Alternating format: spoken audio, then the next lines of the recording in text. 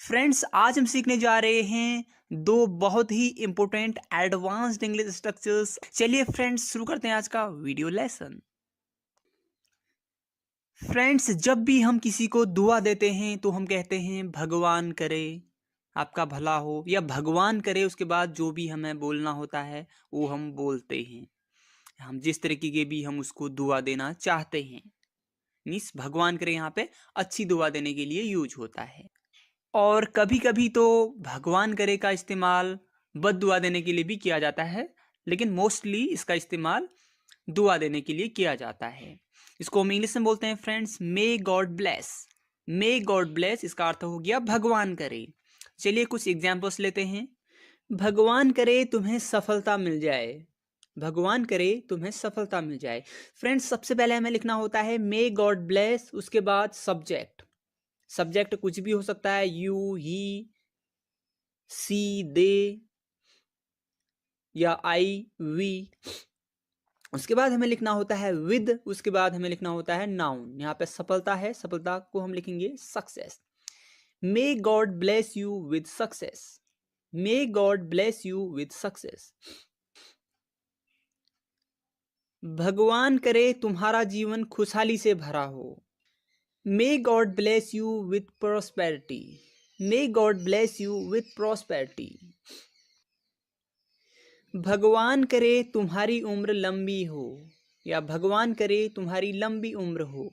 May God bless you with long life.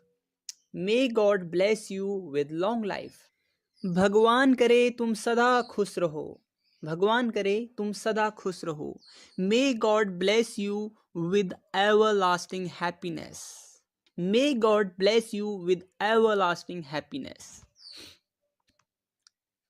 Friends, कभी कभी हमें कुछ ऐसा होने की आशंका रहती है कि जो हम नहीं चाहते या जो बहुत बुरा हो।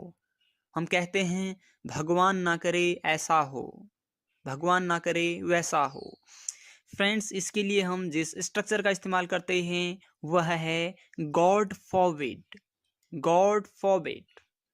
चलिए कुछ एग्जांपल्स लेते हैं। भगवान ना करे कि कुछ गलत हो जाए। भगवान ना करे कि कुछ गलत हो जाए। फ्रेंड्स, इसमें हम सबसे पहले लिखते हैं गॉड फॉरबिड दैट। उसके बाद हम लिखेंगे सब्जेक्ट। उसके बाद हम सब्जेक्ट के बाद हमेशा लिखेंगे शुड।